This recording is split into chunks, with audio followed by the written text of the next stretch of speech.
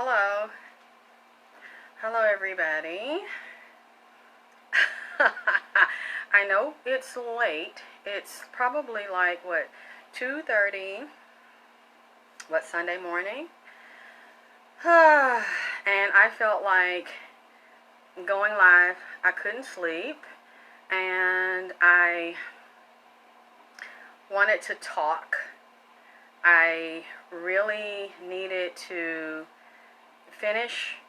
Thank you. I love the heart. I need to get the rest of this stuff, off my chest. Like Nipsey was saying to me, "Hi everybody, I love the hearts." Let me see. I might need to turn this so you can. I love the hearts. Thank you, everybody. Thank you, baby. I'm just waiting for my tea to get hot. I'm a little congested. Oh, thank you. Yes. Peace up. A-Town down, the dirty South represents LA. We crippin' and drippin' in this bitch. King Nip and Queen Drip in this motherfucking hoe. And I'm not gonna do a KT celebrity read tonight. I am, Nipsey was saying I had to continue with my healing, and in order, hi Jacrisha, hi baby, thank you for sharing.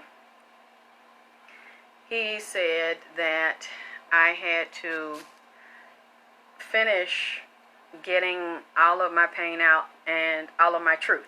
So I know that I did part one of dealing with the enemies that me and Nipsey have in common, and the things that were done to me by elders, females, women in the conscious community that I looked up to, and everybody looked up to as role models and healers and teachers, ones with the solutions. But unfortunately, I got very fucked over by them.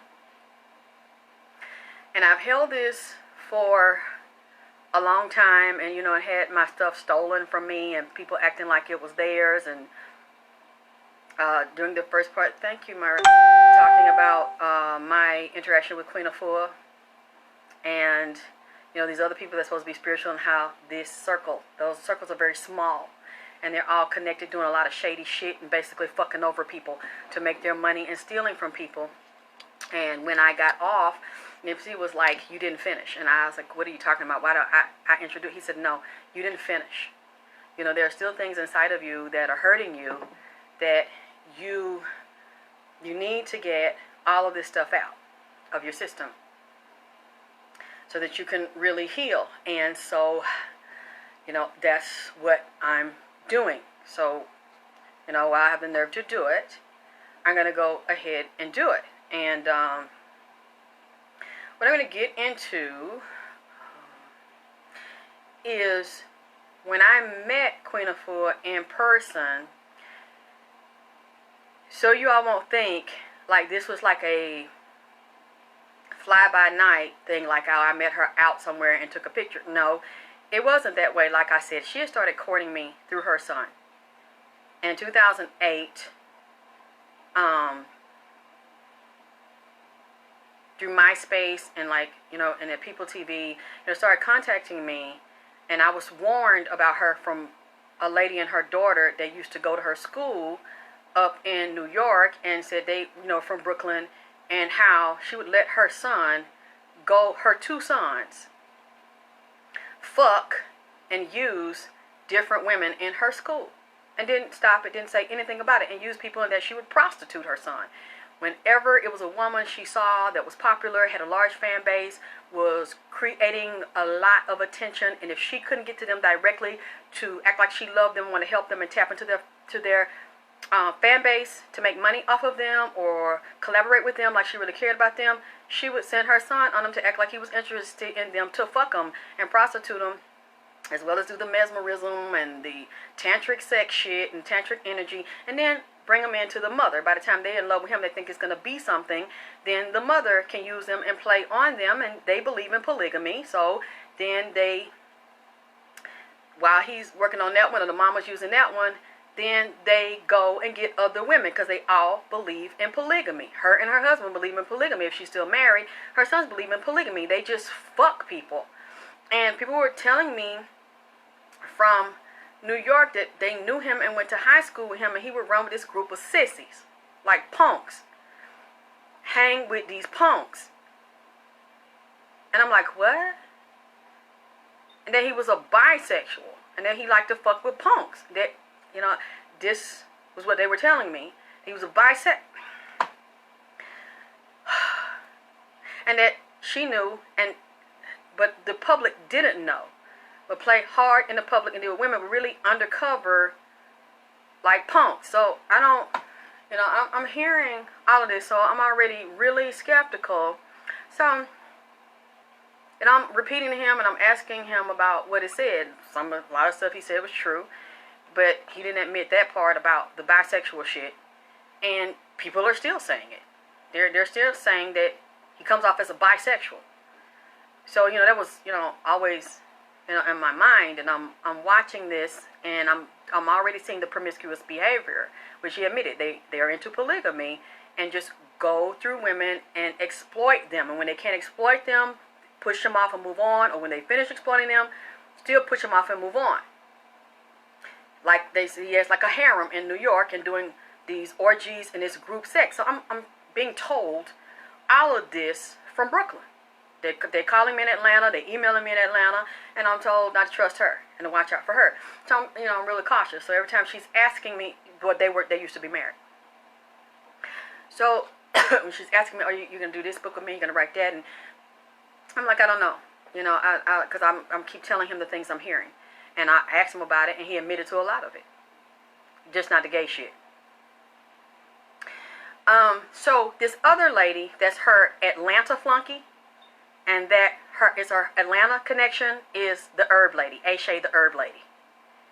And, you know, I ran into her. So I'm going to see if she says I'm lying about her. I ran into her like a couple of months ago out here at the post office. I didn't know it was her. I was in the post office, you know, and I'm wrapped up, you know, and everything. And I had like a big, hefty garbage bag full of packages to ship. So I'm like, wow, I can't do this. It's hot as fuck out here. You know, and trying to carry all this stuff. So while I was in the line, I had the postmaster said I could put my packages on the table because it was a long line before I get up to the counter. So I'm getting my packages off the table because I had so many, and I'm putting them on the counter, you know, and the lady is weighing my stuff and giving me the price for it. So I go back over there, and I got a couple other boxes, and I see this tall lady basically dropping her stuff off. She's not paying for it. And I'm just like, ma'am, excuse me, how did you get to like bring your packages in and not pay them? Did you pay them at home or weigh them or something? And she was like, yeah, but she had her back talking to me. She was very friendly and very informative. And then she turned around and saw my face. And I said, hey, Shay, hi, how you doing? And she was like, she looked like she had diarrhea. And I could tell by the way she looked at me that some fucked up shit had been said about me. But she had always treated me that way. And when I started at Public Access, some kind of way she heard about me, and I invited her to be a guest on my show. So she makes all these herbs. She ships them all around. And I let her come on my show, and she had her herbs, and she gave me some of the herbs. And I didn't know why, but I felt a fucked up vibe. I didn't know that she was Queen Afua's flunky, her lapdog, basically her slave, and worship her and do whatever she say. But I had a funny feeling, and again, I didn't trust it back then. I thought it was just me. I just felt like this lady didn't like me. Even though she came to be on my show, it was just an air about her, and like she thought she was better than me. And like she looked down on me. And every time I was around her and nobody else was around, this lady would start to insult me. Like degrade me and humiliate me and put me down. And I was taught from the South that I respect my elders, and I would let that lady, I had let a lot of older women do me that way, and that started with my own mother. So I was always very soft, and like I'm not like I am now, and I would take it even though it would hurt me in my heart. I would still, you know, like respect my elders. And she would say things like, not the first time she came out, but it was the way she looked at me and looked me up and down, like, you know, like I'm above you.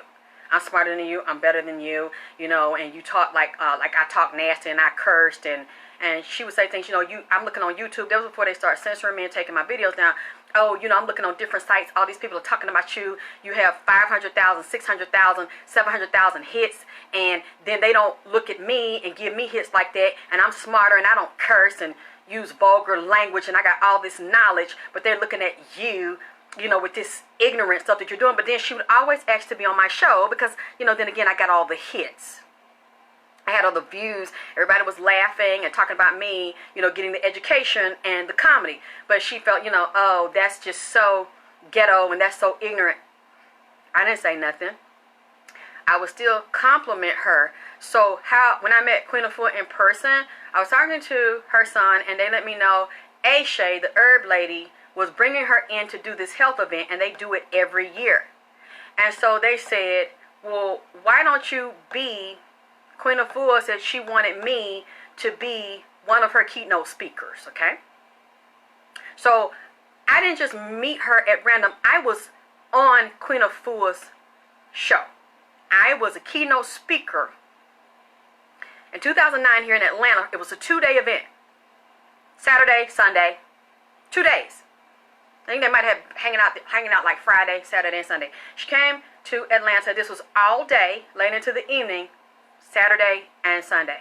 So when people knew that I was going to be on the roster, I didn't know. You know, I didn't think anybody wanted to see me, have any value for me, because people had treated me so disrespectfully down south and wouldn't let me into churches, wouldn't let me anywhere. I really wasn't getting any play, but I really didn't know that people loved me, like, all around the country. So I said, well, yeah, you know, I'll come. It'll be a good experience. And I was excited. And, you know, I thought me and her son were friends. So I was going to meet him. We were going to hang out. We were going to have fun. And then he couldn't come. So he's like, well, my mom will be there. You get to meet my mom. You know, y'all hang out. And I was, like, really excited. And they told me, they had like a lot of speakers. I wasn't the only speaker. It might have been like 10 people into Reiki, herbs, different modalities of healing. So I was just going to be one of the people. I was going to, you know, what I do, spiritual sexuality, vagina power, and healing, and tapping into that power and dealing with the pain and overcoming it, the mother issues, the wounded little girl issues.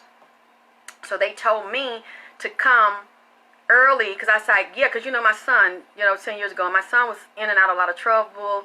You know, I had to watch him, so I didn't want to be gone too long. You know, I've dealt with my son, you know, being a juvenile, doing time in prison. You know, it's really no shame in my game, y'all. I don't have no secrets. You know, I've been through a lot of things, and I've been through a lot of things, you know, with my son. And, you know, I used to really feel bad about that and blame myself because I didn't have, you know, a good man that I had my son by, and I blame myself whenever he would get in trouble. I would say it was my fault. And, you know, I realize it's not my fault, but of course I still feel bad about it. But, you know, my son was dealing with a lot of legal stuff and, you know, in and out of juvenile. And then 2010, I'm going to get to that, you know, when I was up in New York and they stole my things, you know, my son had went to prison, and that tore me up. I felt like I was going to die, like a part of me had died, like my life was over, you know, that my son was going to die in there and he wasn't going to make it through it. I had never been through that. I didn't have anybody to talk to or relate, and that was my only child. And I stuck with him the whole time. And so during that time, you know, I didn't want to be too far away from him, and he didn't want to come with me. I didn't really, you know, want him around that because I really didn't know them, and I didn't know how they would treat him. So I said, I want to go, I want to come and speak first. That way I come speak 11 or 12, because they started early, I can go back home. So Ashay told me, okay. So I got there early, and it was like down, I forgot where we were, but we were down in probably like maybe going towards the airport. It was a beautiful home. The lady was really beautiful to me. She had this house, and she would rent the house out for events, and it had a lake out there, just a beautiful place out in the country, a beautiful home, like a split level home. And she had the big yard, and they had like the vendors were there, had their products and stuff to sell, and then across from there was a lake. So I loved, you know, being out there. And when I got there, and I said, okay, Aisha, you know, am I getting ready to go on? And she was like, no. We decided you're not going on early. And I said, but why? And she was like, because a lot of people, she's like, they didn't have the turnout they expected, and a lot of people want to see you. So we're not going to let you go on first. You're going to go on last, because if you go on first, then a lot of these people are going to leave. So what we're going to do, we're going to make you comfortable, and you're going to go in the back room, and nobody's going to see you. You're going to stay back there. We'll bring you your food, because it's like going towards the back was like the kitchen in the back of the house. So she was like, you get your food, we'll bring you something to drink, we'll make you comfortable, but you're not going on. And I'm like, how long am I have to wait? You didn't tell me that when I got here. And then she's like, well, I mean, people are asking for you. People came from different places, and they want to see Alexis K-Tile. They want to see vagina power. So that's not fair to everybody, because, you know, everybody else needs to be seen and heard. And if you go first, they're not going to see them. They're going to leave, and then we won't have nobody here. But Queen Afua was the main speaker because it was her show. So there's something. That was her show. That's how I got there. So some of those people didn't even want to see her. They wanted to see me. I didn't know that when I got there. So I'm like, well, okay, as long as I can speak today and get this over. I stayed back there all day, and there was a couple of people that wanted to meet me, and they were like, Alexis, do you feel like doing some readings? So I was like, okay. They brought the people back. I couldn't come out. They didn't want me to come up front. I had to read the people in the back, in the room, had me locked back there in the fucking room. And I remember reading a couple people in the back, and then they were like, of course, happy to meet me, and then they would go in the front, and I couldn't go out to see anybody else. So it's Saturday evening, they still don't call me out. Saturday night, they still don't call me out. So then they come back there and say, Aisha goes, oh, we didn't get to you, so I tell you what, can you come back Sunday, and I promise, we'll let you speak early Sunday, and then you can go. And I'm like, damn, I really want to get this over today. She was like, please just understand, everybody went over. I came Sunday morning. She did it to me again. You're going to have to go in the back. You're going to have to wait. I had to wait all day. They were holding me there and telling people I was in the back. And she's like, well, no, we're going to save the best for last. And she's like, no, we can't, because it's not that many people here, so we got to hold you last, because a lot of people are waiting just to see you, and if we let you come before the other speakers, they're going to leave, and the speakers won't get, and when I think back, it wasn't my problem. But, me being, respecting my elders and shit, and being polite, they did it to me again, and I waited all day for everybody else to speak, and then I went last. And when I went last, it wasn't a whole bunch of people there, but I think by that time, Queen Afua had left to go back to Brooklyn, but I had went on last, and people waited to see me, and it was really good. It's just that you can't see the footage because I don't have the footage, and YouTube had taken my page down where it was there, and I spoke. And but before Queen Afua left, the room I was in, her suitcase, her bags and stuff was there, and she told them that she wanted to meet with me. So, and all these people were excited about us meeting. They thought this was going to be like really wonderful, and they're going to work together in these two powerhouses, younger one meeting the elder, and they're going to like come together. It's going to be a wonderful thing. So, and I was nervous, I was excited, and I wanted to meet her to see could I, get to know this person beyond what I had heard, the fucked up shit I had heard. So, we meet in the hall, and people started click, click, click, click, click, click, taking pictures. Of course, I don't know what the pictures. They didn't give me the pictures. Probably threw them away. I probably got them on a voodoo altar somewhere. And as we're, I'm standing beside her, she's beside me, we're close. So, I'm not, if they say I'm lying, that's why I'm getting more descriptive. She's standing right beside me, we're touching, shoulder to shoulder. They're photographing me and her like, wow, look at this. You gotta get y'all together, oh my God, and I'm feeling the same way, and really excited, get to see her in person and seeing, hope I can get to know this person, and I'm, a little intimidated, I'm nervous, and I felt like this strength. She's a small woman like me, but this strength and this intensity from her. And then after they took the picture, She's like, I want to spend some time with you. So I say, yes, ma'am. And so she's like, cleared out the room. Everybody get out of the room. It was me and her, and they closed it. We were together, 1-on-1. She said, come here, beloved, come here. And she had her hands on me. We were lined up foot to foot, shoulder to shoulder, hip to hip, face to face, nose to nose, mouth to mouth. So I was so close to this woman that if I had leaned forward, I would have touched her face, her nose. That's how close we were. Okay? So I'm just trying to tell you, it wasn't a fly-by-night because I was at her event. That's the only way I could be there, is that she okayed everybody to be there. That's how close we were. We were in the room alone. The doors were closed.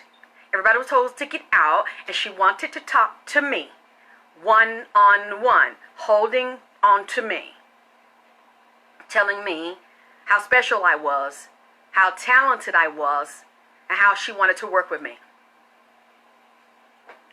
And I'm looking at her, because again, back then they didn't know what I was. And I'm seeing something, but I didn't say anything. Something not right here. I'm telling you, this lady is small in stature, but she has a very big, mannish-like energy. Very aggressive, like a barracuda. Very cunning, very shrewd, very cold, very narcissistic. It's like she's not there. Like when you're around this lady, this energy is intense, but it's not her. It's like something else. A man. A real big, masculine energy. But yet her body's small. She's probably smaller than me. Not as far as tall, but like weight-wise. She's smaller than me.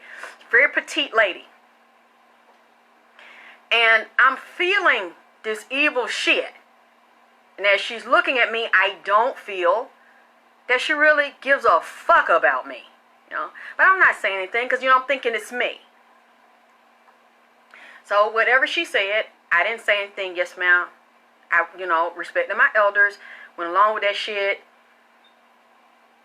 And I noticed that, okay, then she was getting her stuff to leave. She's like, we're going to talk. We're going to, spend some more time. I'm going to work with you, but I got to go right now. Something came up. I got to go do some work, and I got to go back to Brooklyn.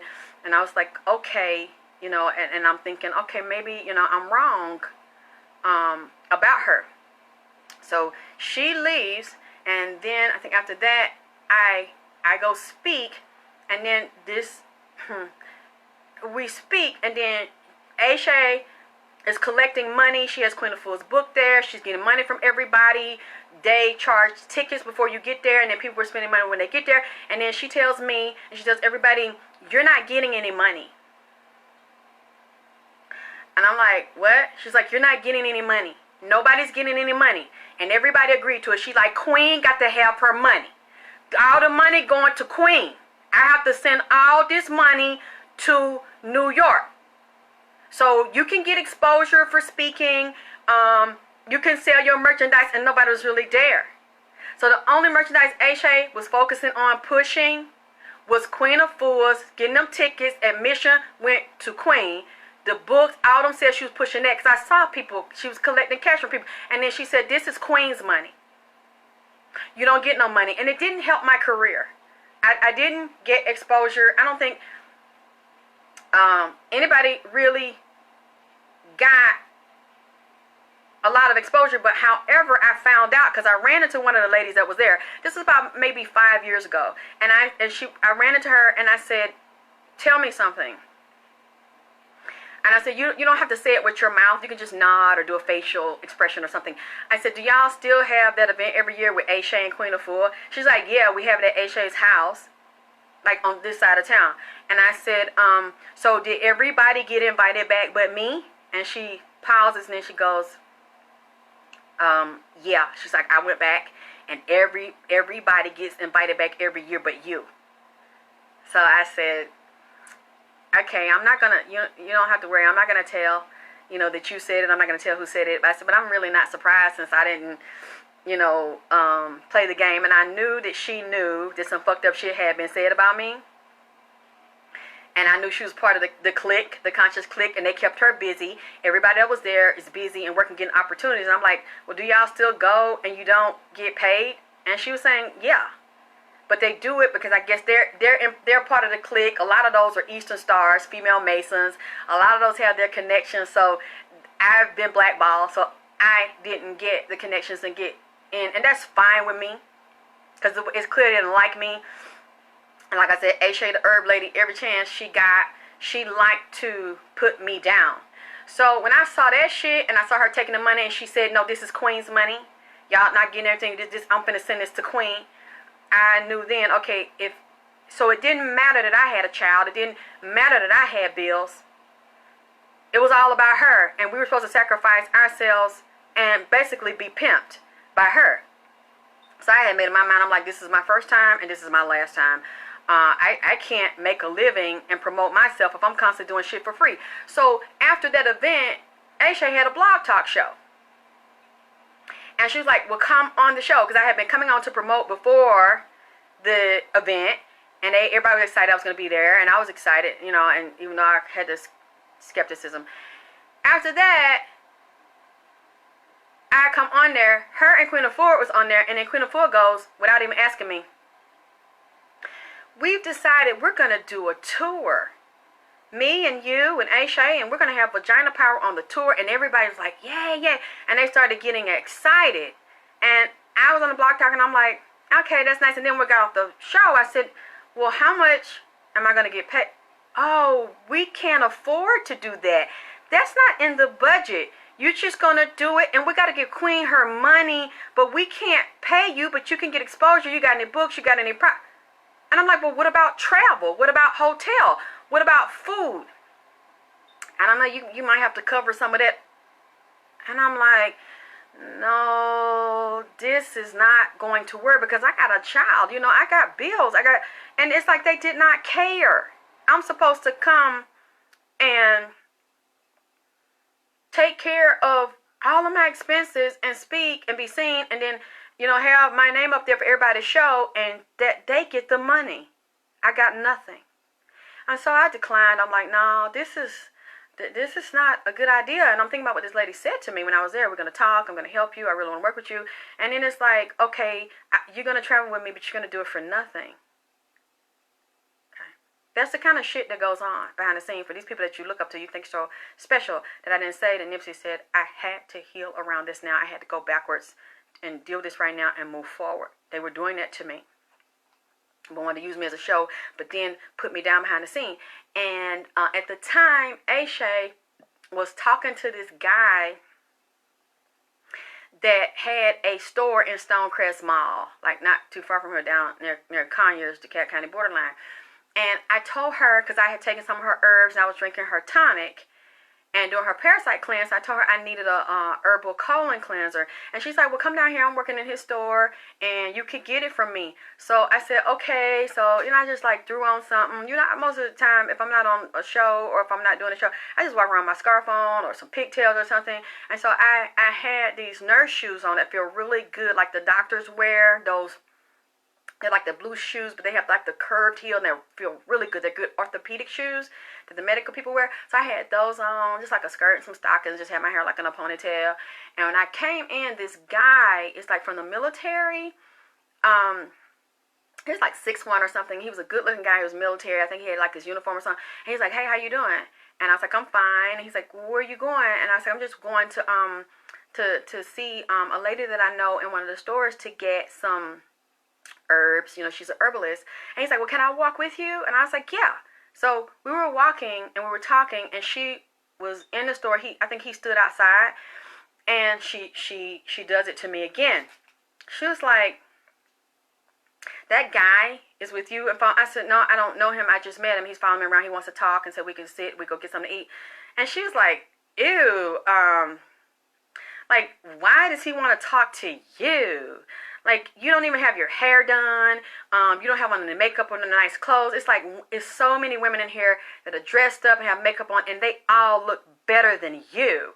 They look so much better than you. Like, why would he want to talk to you out of all of the good-looking women in the mall? And I was like, I don't know. And it hurt me. Because I never said nothing to none of them to hurt their feelings. And she was like, I know what it is. It must be your energy. He's not looking for looks. He's not looking for beauty. He's looking for energy. So it must be something about your energy that he likes. Yeah, and I was like, you look pretty today. You know, your hair looks pretty. She has like locks. And I was like, Aisha, you look pretty. And she's like, yeah, because she's taller than me. You know, like 5'10" or something. And I held the hurt. And I'm like, why is this lady doing, you know, like every time we get by ourselves, she wants to insult me. And one time she had said, like, you know, I was talking on the phone and I was talking about the event and you were coming, and this guy got excited and he said, you know, I want to see Alexis. And it's like, why do these men want to talk to you and want to come see you? And I don't know what it is. And I didn't say anything. I said, I don't know. Maybe, you know, they like my message. And I still didn't say anything and saw her. I'm like, okay. And I'm still respecting my elders, but it was hurting me because it was just reminding me of a lot of, you know, how my mother would do that. And how the blue just insult me and get me by myself and just start insulting me, you know, from time that I'm a little girl. And so, you know, as I'm thinking about this, you know, Nipsey's telling me I need to talk about it and bring it up because, you know, it shouldn't, but, you know, all this time, it really is painful to me. And, you know, now that I think back, especially when I saw her a couple months ago at the Wesley Chapel post office. If she says I'm lying, it was the Wesley Chapel post office. And when she saw it was me, she was being very friendly until she turned around and saw it was me. And then I was like, hey. And she turned around and I said, Aisha, hey. And then she goes, her face dropped. And I'm like, damn, this lady still doesn't like me. And I haven't done anything to this lady. I'm like, all these years have gone by and this lady still doesn't like me. And I still didn't do nothing to her. But I'm thinking, it's like, you know, it's plenty of shit that I could have said about her. You know, but I never went around, you know, insulting her. But it's like, you Uncle Ben looking bitch. You look just like that old black nigga up there on that orange Uncle Ben rice box. The only difference between you and that old nigga with that goddamn tuxedo on is that gray shit around his motherfucking head, that gray nappy ass shit around his goddamn head, and that gray shit around his motherfucking mouth. That's what the fuck you look like, bitch. An old Toucan Sam looking bitch. But did I say that? No, I didn't say that, hoe. I don't even eat Uncle Ben's no more, bitch. Because that's really what and who the fuck you motherfucking look like, a old gray-head nigga, bitch. Swing low, sweet chariot, coming forth to carry me home. Swing low, sweet chariot, coming for the cat, you old mule-faced hoe. I could have said that. Only difference between you and Uncle Ben ass is that you got dreadlocks. And that looks like an old gray-head nigga up there on that goddamn boss, bitch. Fuck you motherfuckers. I don't respect y'all because you don't respect me. The only difference between you, bitch, and Toucan Sam is that he got that long-ass nose with them old man ripper. Look like an old nigga with a pressed out goddamn tuxedo on, ho. All you need is some damn polished leather shoes. Some black leather nigga shoes. With them nigga clothes on, bitch. Let me get my tea.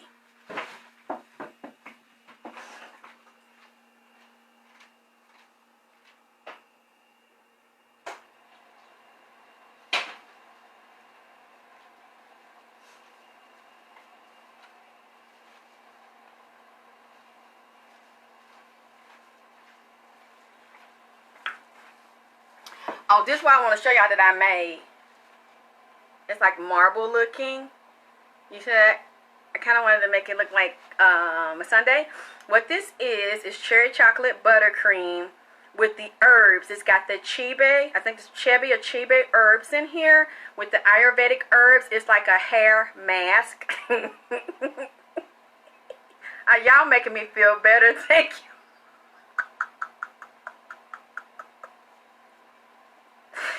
Yeah, it has the herbs in there, so you can't leave it in and comb it. What you want to do is wash your hair, take some out, or you can stir the whole thing. I just wanted you to get it and have it pretty like this when you get it.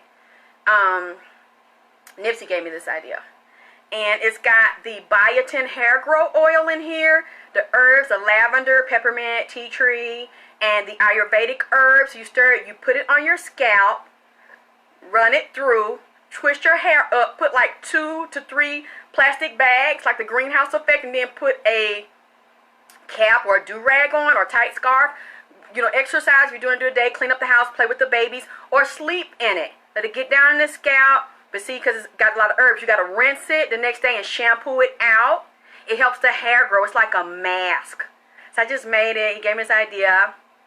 And also people have asked me. So what I think I'm going to do, I'm going to make a 24K gold caviar skin bleach. Skin exfoliant. I've never made it, but people have asked me.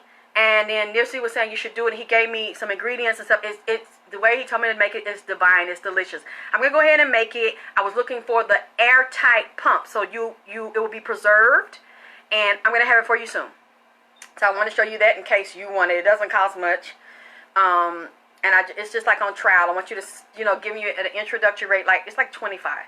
Even though I got as you see, I got a lot of herbs in here. I got a lot of oils. Let me see. Yeah, if you look down there, you see how that oil is in there. You can mix it, and it's what I use. And it helped my hair grow, plus the exfoliation. It's like a gel when you get it to put on your scalp to peel all the dead skin off, and then you put that on. So it can get down in there. Okay, but anyway, getting back to this bitch. Uncle Ben. Or goddamn, what that motherfucker name on the goddamn Boondocks? What his name is too? That motherfucker there. That's this dirty bitch. Okay, so after that, I went out of town. I went to Miami, and I was down there in like a little Haiti, hanging out. We had met some friends down there, some Haitian friends. And, ooh, they can cook. I was comfortable. Oh, yeah, but when I was at the mall, even though she insulted me, I still took the herbs to use them. So I started taking them like a, What you say, baby? That, yeah, Uncle Ruckus, too. Yeah. That, So after I had got my herb from I got on the flight to Miami, and I'm hanging down now, and I'm taking what had gave me. Y'all dirty. I'm taking what had gave me. And my ass started hurting real bad. You know, it's supposed to be like to clean me out and have herbs and shit. And look, I took my enema bag. I'm taking enemas and shit. I wonder why my ass hurting.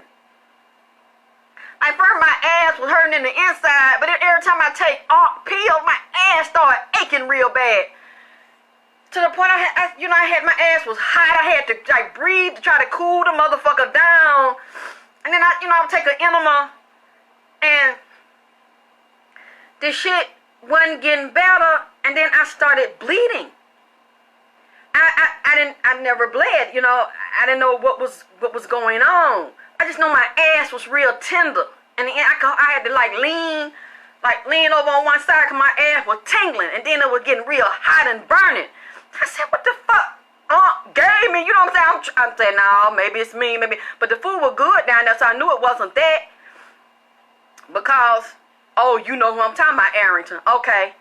You see what I'm saying? Ugly. So I'm being naive and shit. I wasn't like that before I took it. So it kept getting bad. I said, you know what? I need to go home because my ass was getting worse. And it was aching more, like throbbing in the inside. Like, and my ass hurt. I couldn't even hardly lay down on. I had to get some ice, like cool it down. So I had to like lean. I had to sit and like lean over, have a pillow, like a real fluffy pillow, like cool on my ass. Then I would walk out, what happened? I called my doctor. I said, look, I'm out of town, but I need to come in early. I need to see you like it's an emergency. Something wrong with my ass. So she said, come on, just walk on in. And I'm taking that shit. And I said, this didn't start till I was taking this stuff that this lady herbalist had gave me, a.k.a. So she said, come on in. So I went. I had to lean to the side. I couldn't like sit straight down on it and hit the ass perm. I get in there. So she's like, put your feet up in the stair. Now them cool white wasn't happening. And so I was looking down at her and I was looking at her face. And when she had me sitting up in the stair, she said, ooh. And I said, what's wrong, doc? She said, you're swollen. She's like, your hemorrhoids are hanging out. I mean, this is embarrassing. But I never told this. I'm embarrassed. But I'm going to tell y'all, because I realized I didn't do nothing wrong, but trusted the wrong people, okay? So she's looking. She said, I'm glad that you came in. Yeah. It's like, she's like, your hemorrhoids are huge. And I'm like, I never had hemorrhoids. She's like, I know, because she's been my doctor for years. And she said, what did you take? And I brought it, and I gave it to her. I said, this is just herbs. And she said, she looked dead at me, and she's like, look, is this somebody that you know? I said, yes, doc. She said, let me tell you something. And I had called her first. I called and I said, I don't know. I was normal. And I'm taking your stuff to get me. I said, I'm bleeding and I'm very sore. And I don't know why. Yeah, because it's about conscious folks. I'm saying I don't buy her herbs no more. And I really had kept it to myself, but I told a couple of my close friends, I was like, if I was you, I won't fuck with her no more. And when I told her, and she was like, well, that never happened to anybody else. And then I'm thinking, why am I a dumb bitch? You see what I'm saying? This lady has been humiliating me and degrading me every chance she got when I got by myself and putting me down. So why wouldn't she give me something? And I don't know what's in it. I shouldn't have fucking took the shit. But me being naive and respecting my elders and like just holding the hurt and saying, maybe it's me or maybe I'm too sensitive and I would not speak up when she was insult me, but she wouldn't do it when anybody was around. So when I went to my doctor and I couldn't see down there, I couldn't see what she saw, and the way she was like, she hasn't made that sound. She's like, ugh. And I said, well, can you push them back? And she was like, no, Alexis, I don't want to touch them. They'll be okay. She gave me something to like shrink them down. She was like, what did you take? Who gave it to you? I said, this herbal lady. She said, let me tell you something. I don't care who you think this is. You think it's your friend. She said, don't ever take anything else from her again. Do you hear me?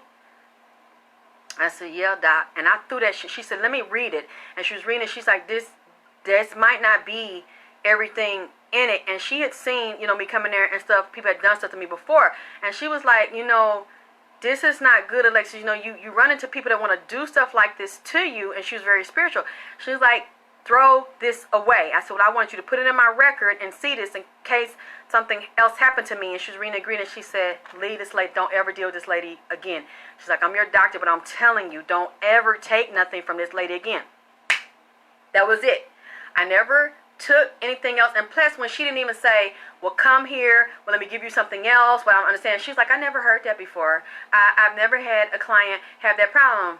And it made me wonder, well, maybe you just did it to me. Just like the guy in the conscious community that's had the health food store in LA that gave me that stuff, and within 24 hours, my whole face started bloating, my neck, my whole body started to swell. And he's like, well, I don't know what's wrong with you. That never happened to anybody before. But then people came out later, women that were scared of him, and he had done it to other people. Other women had gotten sick before, and then he thought it was funny. He said, oh, she'll be dead. By the end of 2013, she's sick because she's a whore. And I knew then, and people kept saying, he gave you something to make you sick because you've never looked like that before. Okay, Shelly, yeah. And I really go around telling, I'm like, I'm not going to trash this lady, but at the same time, something's off, and I just didn't want to accept that and see that shit. Yeah, she did it to me. And then it's like, you have the nerve to see me and turn your fucking nose up when you insulted me and put me down and you gave me something to make me fucking sick. And I had to go to the doctor and pay that bill and get the medicine and take care of myself because she said, I don't know what you're talking about. Because I have never heard of that. So I don't know what to tell you what to do. Yeah, but it's your formula, bitch, that you gave to me and did that to me and clearly irritated my intestines and swole up my fucking hemorrhoids. It's like, and I've never had hemorrhoids. So I didn't know what it was. I was like, oh my God, am I dying? I didn't understand. And I was like, Doc, and then she's like, oh, it'll be okay. It'll go down. It's just they're swollen. And she's like, I'm not going to touch them. She's like, but it's going to be okay. And they were.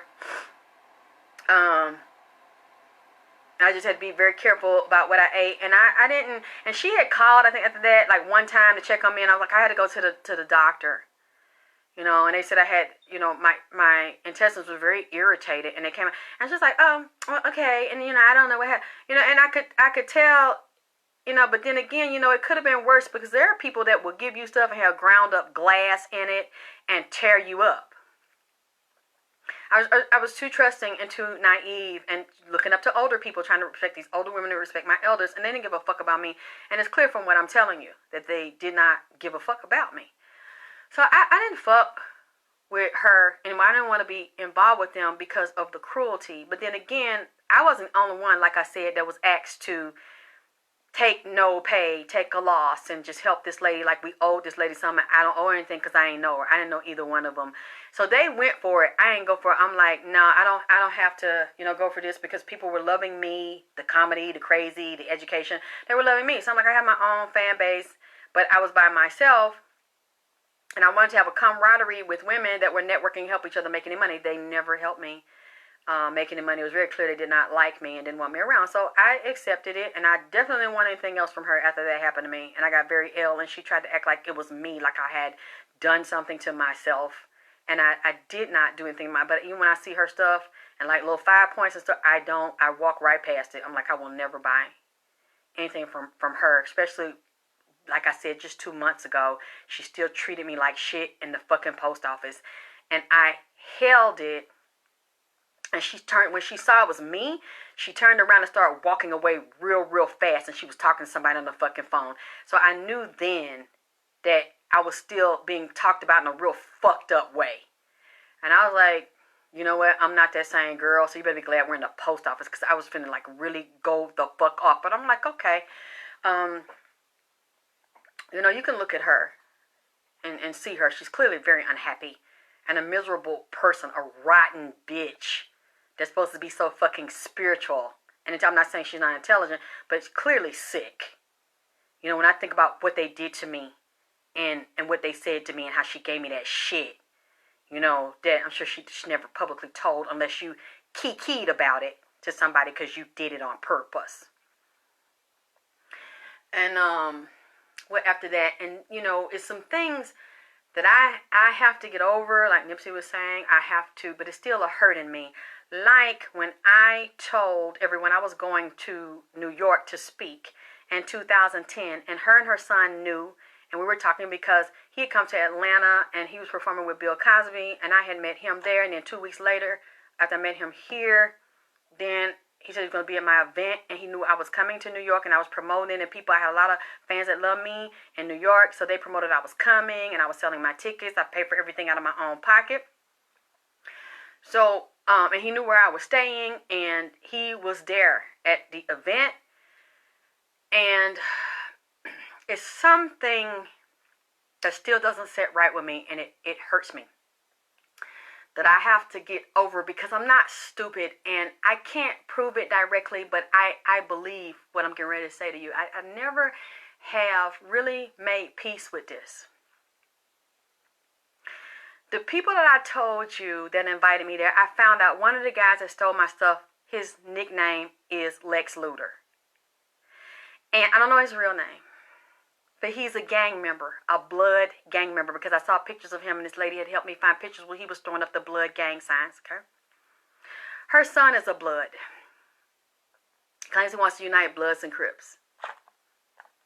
So I know that you knew these gang members. I didn't know that all these were gang members. I was living in a house with gang members. Anything could have happened to me. And while I was in the house with this lady who invited me there, she had a boyfriend and they lived together. And while he was gone during the day, she was trying to have sex with me. And I wouldn't do it. So I knew she had an attitude with me because I didn't want to goddamn bump cats and eat cat.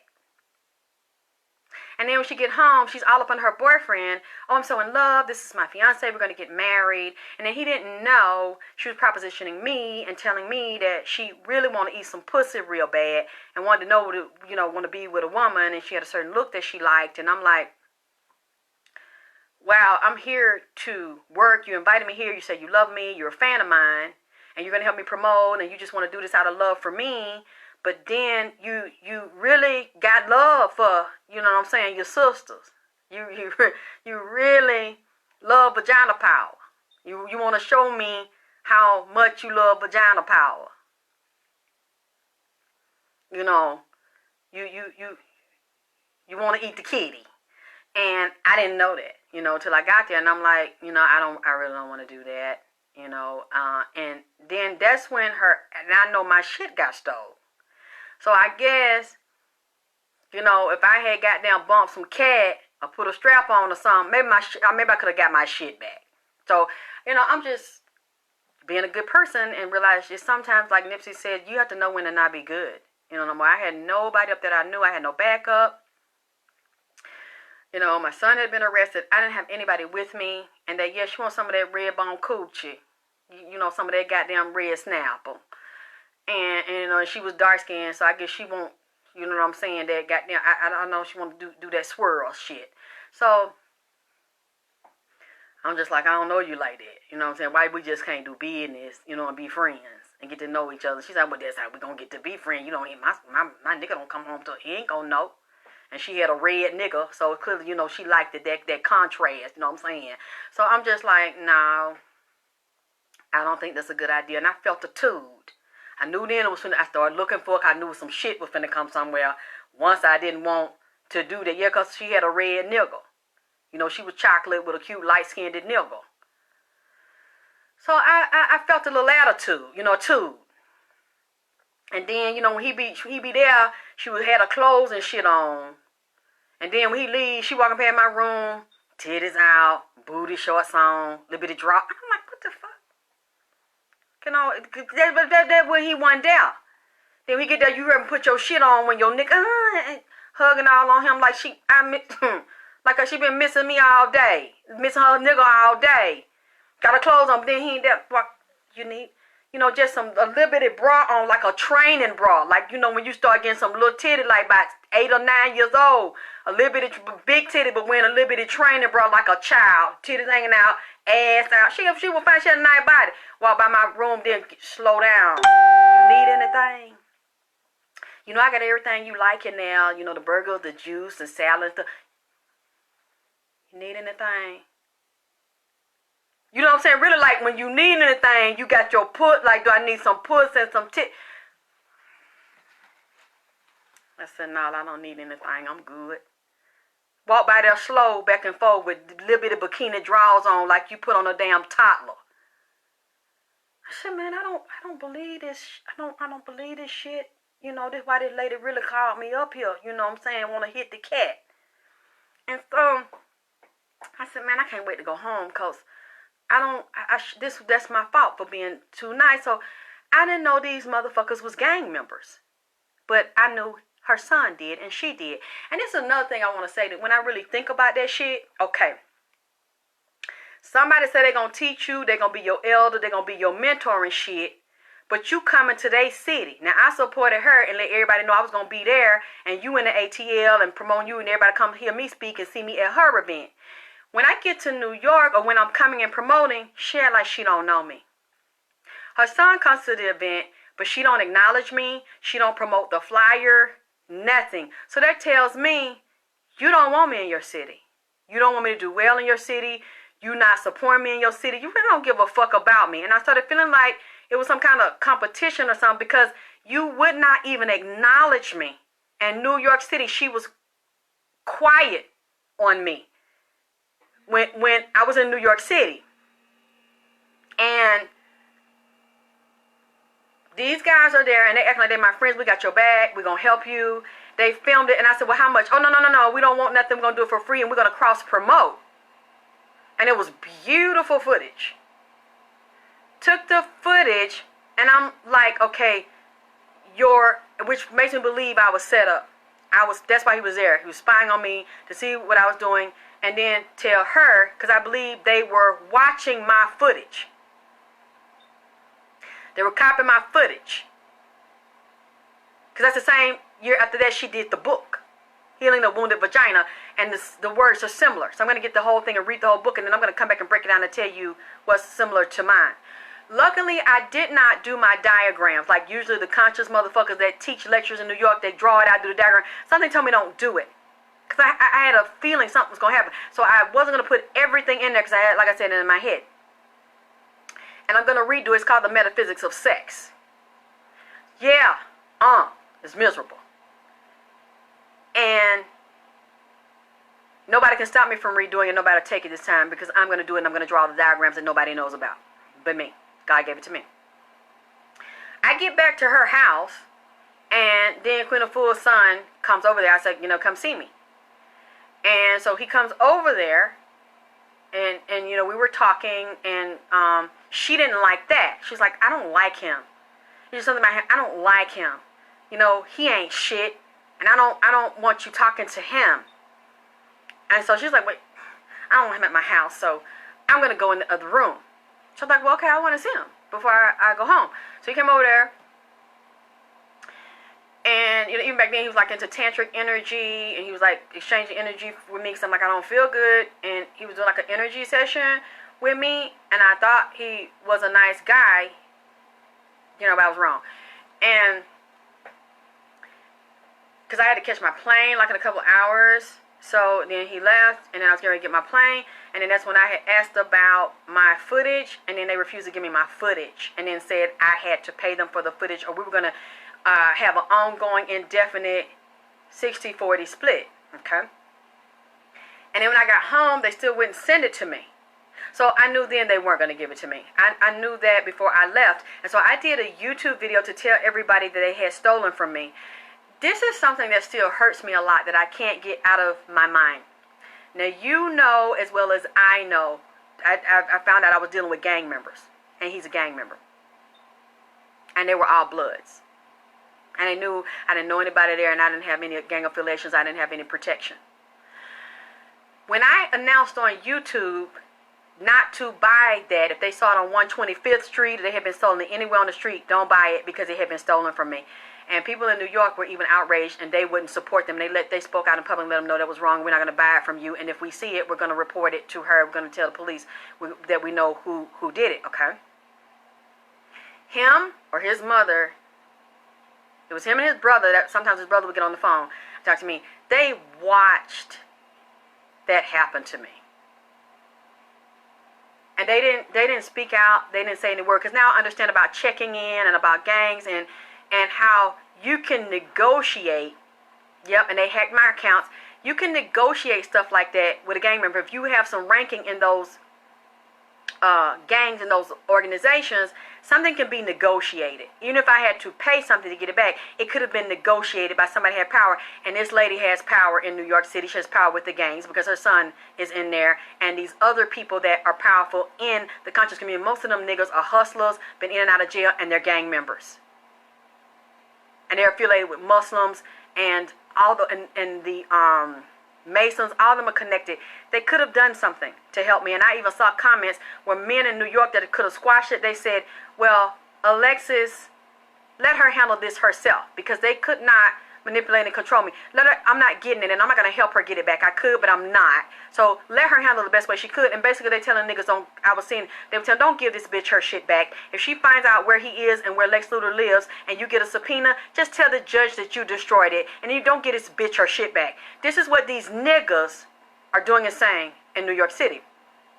So I talked back to her son after that, and her brother's on the phone. I said, but you all, did you see that? And they calmly say to me, we saw it. We know what happened. But we were just watching you to see how you were going to handle it. And they knew I had no ranking and nobody in authority to handle that. Nobody spoke up for me. And then one thing I noticed with her son that I'll never forget, me and a couple of people that were teaching me, and I was learning then about gang culture and connections. She said, after I did the video and I posted it on Lex Luthor's page, I put it on my page, I shared it so everybody from New York can see it and pass it around. And when people started questioning him about it, like, why did you do that to that lady and take her tape? This is one thing I cannot get out of my mind to this day. When I looked at Lex Luthor's Facebook page, the profile picture, he took his picture off and it looked like it went dark, like you pulling down a shade over a window. It was an Asian guy involved that did it, that shot the footage. It was about 5 guys and this lady. We went to all their pages because I remember their names. They all pulled their face off of the profile where you couldn't see a face. It went dark. Then I went to her son's page. He did the same thing to his profile. He took his off and it went dark. Like he pulled the shade down. That in itself told me what I needed to know. That he was in solidarity with the gang members who stole that from me. That's why you didn't speak up for me. That's why you didn't say anything. I've never to this day been able to get that out of my mind. And that's when the games started. Because I realized then everybody, what they said was right. He don't give a fuck about you. He's just using you to try to get stuff on you, information, take back to his mother to destroy you and to stop you from going forward so it benefits her. You're not going to play the game. You're not weak. You're not going to be manipulated. You're not going to be controlled. So they basically got close to you to sabotage everything you do and use you and destroy you. And I saw that, and then I noticed when they put their Lex Luthor and the other ones put their picture back up, he put his back up. To this day, that breaks my heart. It's like, that's fine, you don't like me, you don't want to fuck with me, but y'all didn't have to do that to me. It's so obvious what was done to me. And I asked my son, and I asked other people that are gang members that have been in it a while, they have a lot of rank, and I explained it. And they just explained to me what I just told you. They said that's exactly what was done to you. To get close, somebody get close to you, to spy on you, and to sabotage you. And I remember what I was going to do at that event here in Atlanta, and they never got in it to help me. And to this day, I never got it back. Luckily, like I said, because I own the trademark, and the copyrights, they can never put it out in public and resell it, or they will be sued. That's copyright and trademark infringement. I don't know what they did, but I believe they studied me to try to get the moves. And then, like I said, that book came out, Wounded Healing of Wounded Vagina. It all makes sense to me, and I don't want to admit that, but for years, it's never set right with me. They sat back. Like he said, we're just watching, him and his brother Ali, or we're just watching to see what you were going to do. We weren't going to get in it. That tell me that y'all knew that was going to happen to me, or you helped set it up. And you sat back and kikied, secretly watching it, just like the weekend Nipsey was assassinated. They were there. He's in LA dealing so-called with Crips and Bloods uniting them, but y'all was there and y'all watched that shit. And he had even done a video saying him and Nip were going to work together because he's a rapper and that somebody needed to put protection on the brother. Well, why didn't y'all do it?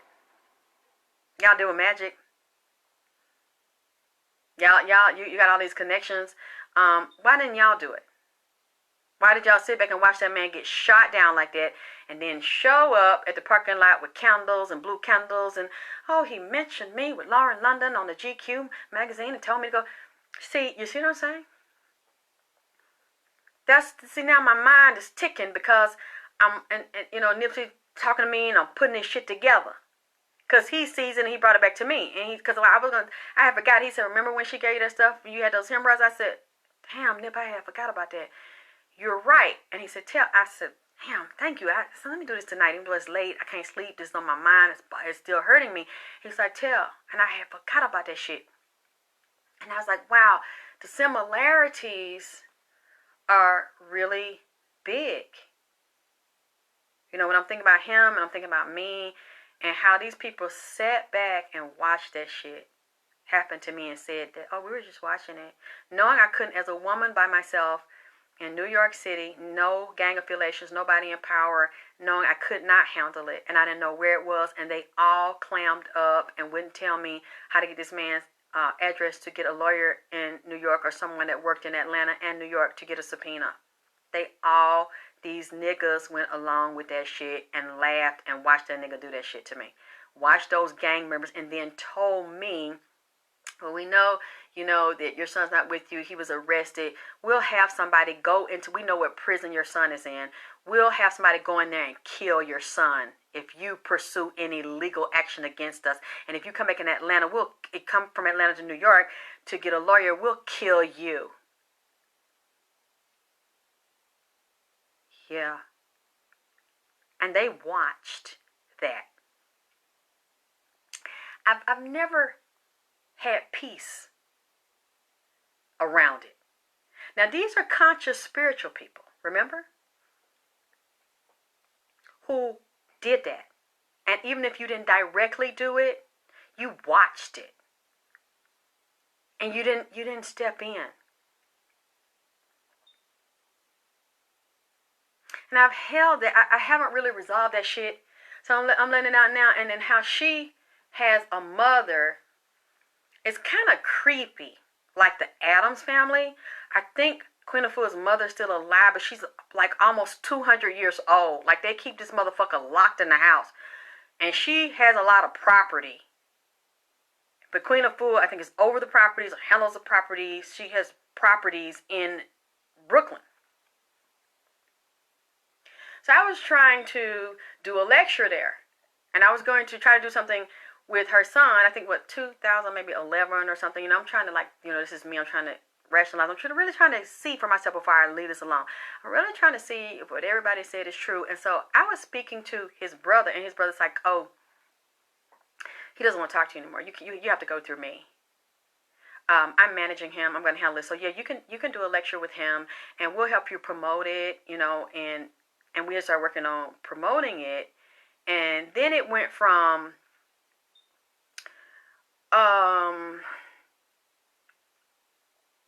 I bow to the queen, and before we get into talking, he said some shit like that, like we play chess in New York, and I bow to the queen, and I am in the queen's court, and I'm speaking on behalf of the queen, and I work for Queen Afua, and I'm just like, what the fuck, I don't want you to bow to me. I don't even, like, what kind of talk is this? I'm not trying to get you to be loyal to me or anything like that. I just wanted to do the male and female perspective of vagina power and penis power. I'm not a feminist. I wanted to honor that, and I thought he'd be a good person to do it with. And he goes from, yeah, we'll help you promote it, and I'm a chef, so I'll even cook there and have your guest pay for it. You can use my mom's building. And I'm like, okay, and I don't mind, paying something to rent it out. We have to promote it, get it sold. It went from that to, you know what?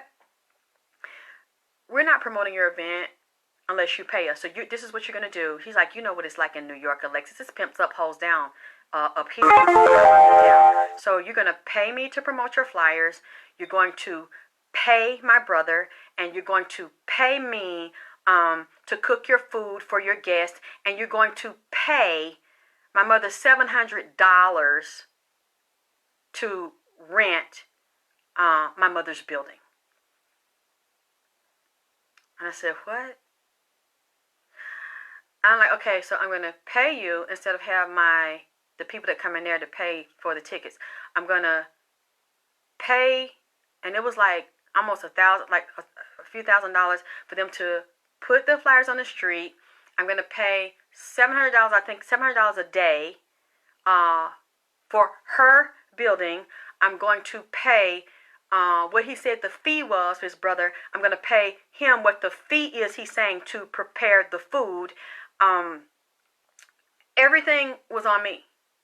It went from, yeah, we'll help you, we'll build together, we'll promote each other, to no, you're going to give us all of this money, and you're not gonna go and rent another building. You're gonna pay my mother. And I'm thinking, like, this is like $5,000 or $6,000 out of my pocket, and you're not even guaranteeing me that you're going to help me promote this and really get the sales in here, but you like want to take all of my money. Like, I had to pay everybody. And when I knew that was coming when he said, well, you know how it is up here, Alexis, this pimps up, hoes down. You know, you're gonna cover everything, and you're gonna pay my mother. And I'm just like, your mother doesn't even speak to me. She doesn't even know me. And now you think I want to talk to you all so bad that I'm going to pay to talk? I'm like, okay. And I'm thinking, wow, everybody was right about them. So let me bow out gracefully. And I'm just like, who are you talking to? I said, there must be somebody else on the phone, because you're not talking to me. Because I'm not a hoe.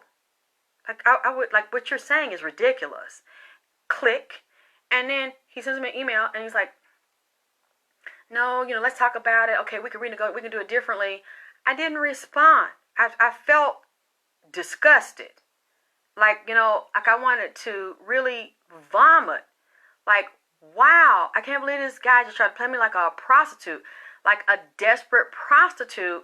And I know I saw, a long time ago, if it's still there, you can look at the video where she was having like a christening or an opening of her building in New York.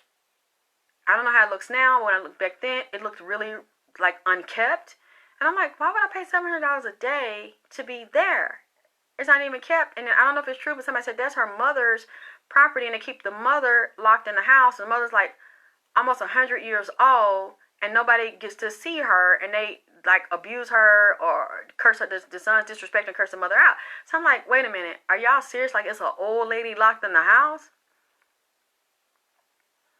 Well, like I said, Ronnie, back then I'm hearing what people say, but I want to see for myself. I don't want to just go by hearsay. So when I walk away from someone, I know that it's because of what I know and what I see.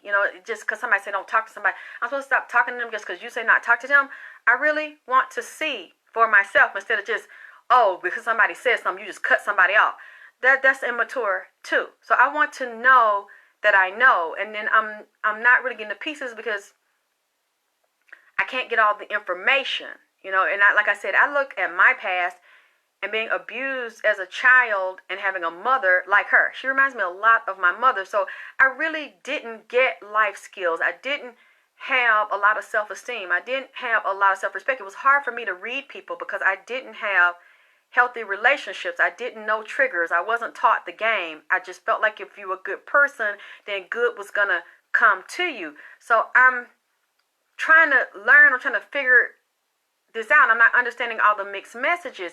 But when he started to say that, you're going to do this, you're going to do that, you're going to pay for this, it's pimps up, hoes down. I'm just like, wow, so you all are really not good spiritual people like you say. And I was like, you know what? I need to leave this shit alone. And all those people, it's not just her. All those people in that Brooklyn and in that conscious community are the same fucking way. That's why I don't fuck with them. They use people. They're parasites, and they're basically like grifters, like gypsies. They get around people they can play on and use. They're opportunists, and they're very cunning and very perceptive of that. And they can sense some weakness, or you like them, or you want approval from them. They will play on you, and by the time you figure it out, either your pussy gone, your money gone, your dignity's gone. I just didn't let it get that far. So I'm seeing this stuff, and I'm in my heart.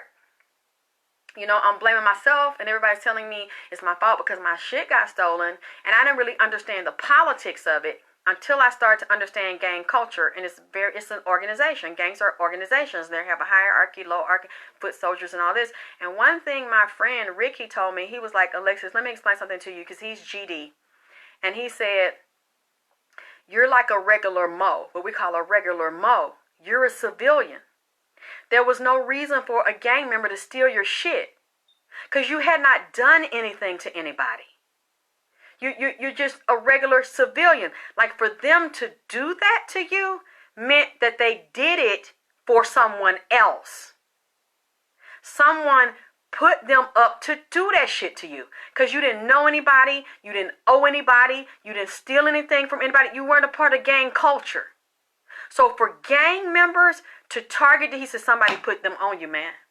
And I was like, really? You know, he started teaching me about gang culture. Then I started learning about it from being around my son. And they were like, yeah, mama, somebody put them on you. Either a gang member put them on you or a gang member's mother. Somebody that's considered a mother, that's loved, that's highly respected, would do it because their son is affiliated. Yeah, well, I didn't know that back then. I don't do stuff like that no more, Ruby. I'm not a good person like that no more. I'm not naive. I handle my own stuff. I would never fucking go nowhere and do no shit like that. They said they would do some shit like that because we felt that it was female. And now we really discerned it and looked at it and saw the reading. We know it is. We know that a female, that's an older female, that's in power and control, that wants to dominate and get world domination and submission and have everybody bow and worship them, loved and respected by the gang members as a mother, these gang members would do it out of loyalty for her. Especially I'm looking at where it was in Brooklyn. Yes, New York City stealing women's. Yeah. This had to be done, and they were given permission to do that because you targeted me and you set it up to do that. I'm very hurt about that, and it's been in my mind. And so you all, the way you're responding, you all think the same thing that I think. Because I had never been to New York. I never been to Brooklyn. I never had any problems with gang members. I never associated with them until I started dealing with them around my son and I started learning about the culture. And then when this happened to me, different people started calling me and we were talking. They said, Alexis, this is some gang shit.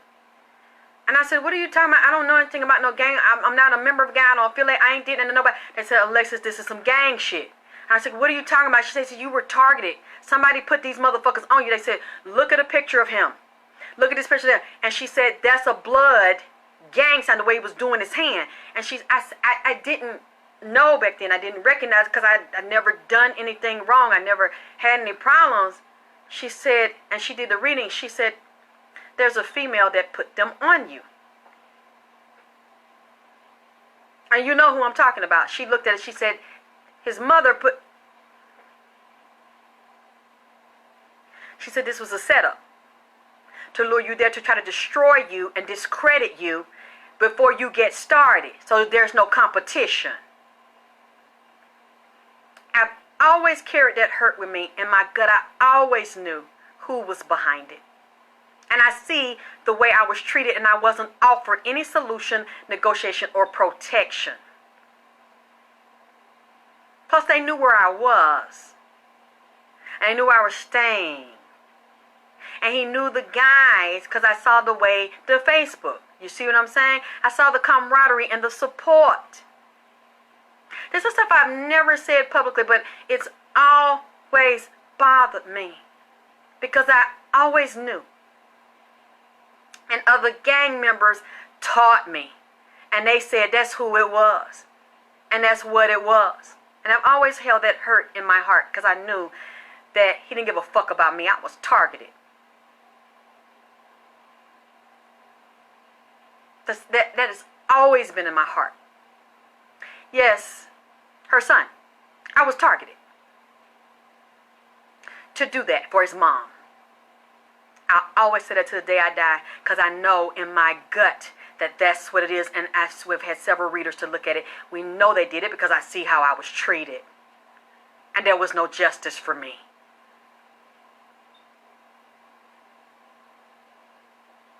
Plus, it shows character flaws and lack of integrity because if you are the women and you are the healers, then why did you damage me? Why? You were in New York when that happened. You knew I was coming and your son was there and y'all watched that shit happen to me. If you are the women and you are the healers and you are the elders and you had already met me in Atlanta, why did you let them do that to me since you're a woman and you are a healer of women and you are a mother and you are a role model? You're an elder. You're the queen. You're the queen mother. You're the mommy with all the knowledge, but you stood by and you let them wound me and inflict harm and put me in dangerous way and have my life threatened and my son's life threatened. And you didn't say nothing. And I know you know. And I know you were in town. And I know you saw it. Your son saw it. People watching on the internet, people from Brooklyn knew that loved me because they was at the event. And they spoke out and they contacted Lex Luthor and said, why are you doing this to this lady? And he refused to give it back. And you didn't step in to heal me. I think that's really weird. To this day, you didn't speak out. Nobody in your camp spoke out, and I'm in your city, your hometown, and you knew it happened to me, but you are the women and you are the healers, and you healed everybody but me.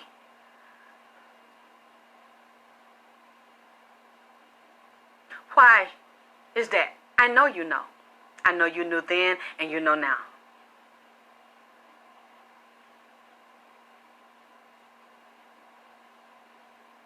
They did it to me.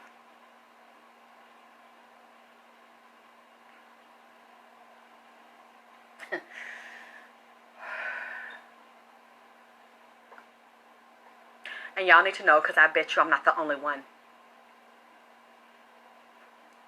And a lady contacted me today, and you know what? They're scared of her. They're scared of her son.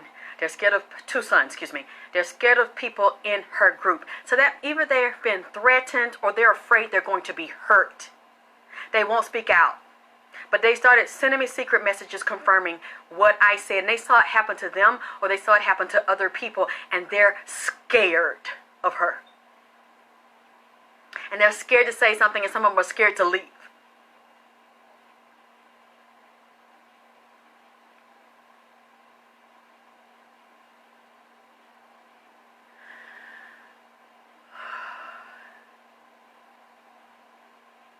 I just don't believe a lot of this shit that I think about has happened to me. I don't believe this shit happened to me. I don't believe they did this to me. And I was ashamed to tell y'all, but I don't care how y'all feel about what happened to me. Yeah, I blame myself because I was just a good person. But I can't believe they did that shit to me. And then basically turned their back on me. And it gets laughed about that shit. And then, you're a healer. Y'all are healers and all that shit they did. And then them other people fucking up with me and stealing my shit and then laughing, talking with that bitch, spreading the fucking book around it like this bitch is so sacred and so spiritual and so fucking sweet and loving and kind. You step on people and you fuck over people. And then blackballed me and told people not to fuck with me, knowing what you did.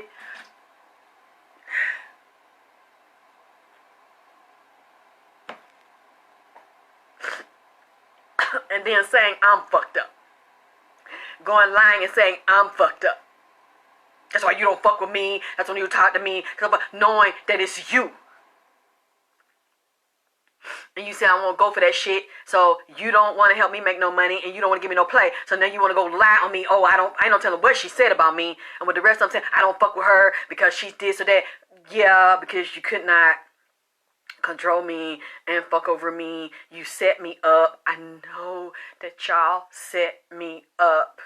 I know they set me up. Nobody to the day I die, I'm gonna always, you're not going to tell me, because she has a lot of power in those groups, and a lot of those people look at her and look up to her and will do what she say.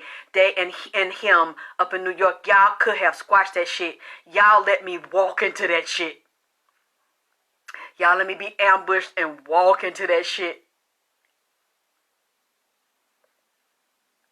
and then sat back and watched that shit. I know y'all did. Everybody up there watched that shit.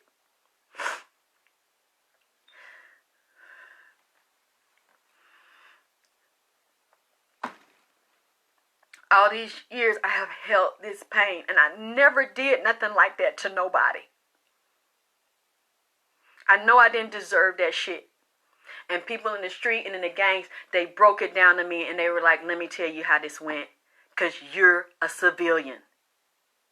They would never just target you to do something that fucking low and then try to extort you. Somebody in the inside sick them motherfuckers on you. And I know you did, because I watched how they retreated and then watched that shit.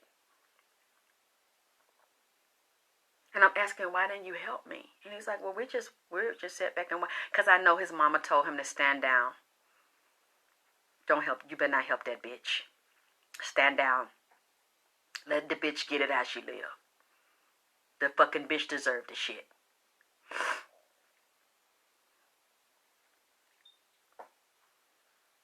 The thought of having my son killed.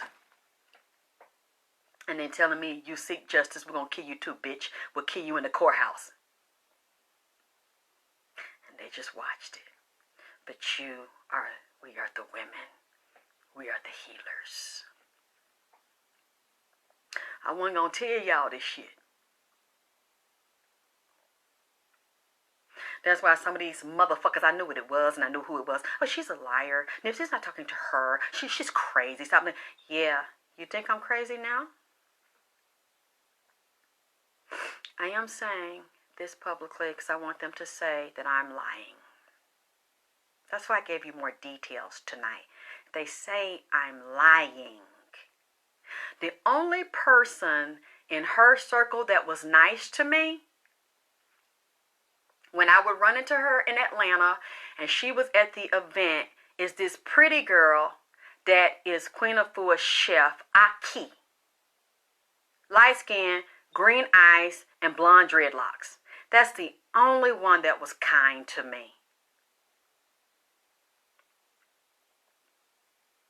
She's a very vegetarian chef. She didn't show me no shade. She didn't do anything wrong to me. That's the only woman there that was kind to me. And then when I saw her later, after I saw her maybe 2-3 years ago, I saw her and she was still kind to me. That's the only one that didn't do nothing dirty to me. Not that I know of. But I already know too, all of the people that spoke to me in her circle, I'm not going to say no names, because one of them told me that she prostitutes her son. She knows because she's been inside the circle. Once they decided they were going to discard me, everybody that knew her stopped speaking to me. And I already knew what that was. Choose your side, bitch. If you don't want no problem, choose your side. I ain't fucking with Alexis, and y'all better not talk to or help the bitch neither.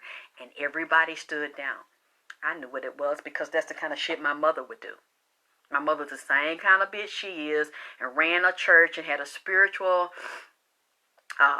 guerrilla movement. And when she would discard people, everybody had to stop speaking. I mean, she has the same spirit that my mother has.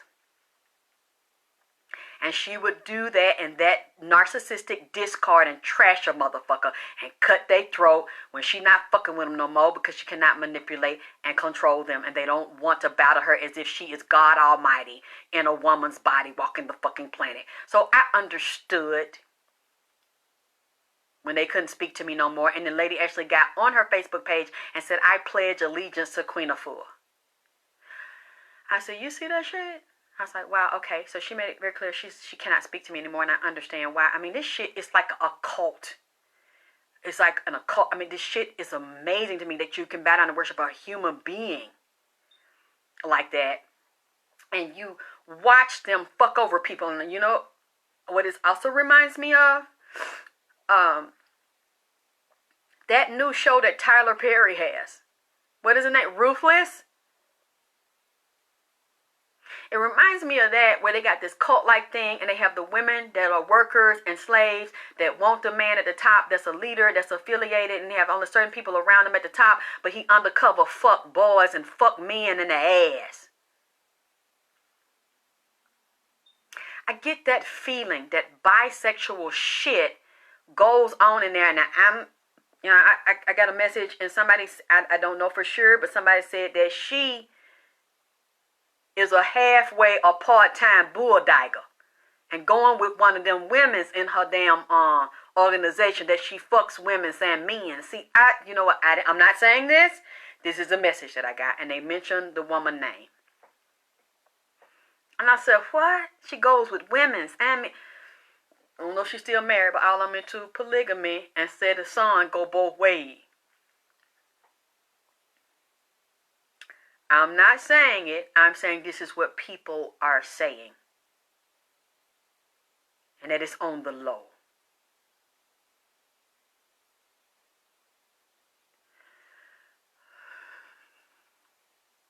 If this is going on, y'all, it's time for this shit to be exposed. It's time. This shit is winding down. It's time for this shit to come to an end. All these fake spiritual people that's pretending to be something they not. It's time for this shit to wind down and come to an end and be exposed. And y'all using people, exploiting people, hurting people. I'm thinking what was done to me. And I'm not even in there. You do that to me, and I'm telling what else is going on that these other women are exposed to and seeing. That's I'm sure getting worse than what I got. Because I did not join and go all the way in, but I see what was done to me. And how all of them turned on me when that shit was happening to me. Because I know that they had gotten the memo. Fuck that bitch. Y'all ain't helping her trash that bitch. Because she don't want to bow down.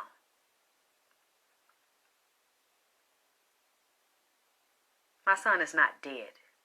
I never said my son was dead. I said my son was almost killed. Yeah, because after that, this was a lot more bad. And I knew that demonic work was done against me to try to destroy me and to destroy my son. Because after that, that's when my son was almost murdered. When he had gotten out. I don't have any secrets. Okay? Because I don't want anybody to try to tell you nothing about me. What you see is what you get. I ain't ashamed of nothing. Sure, I don't like the things that happened to me. I don't like the things that happened to my son I went through. But I went through all of that with my son.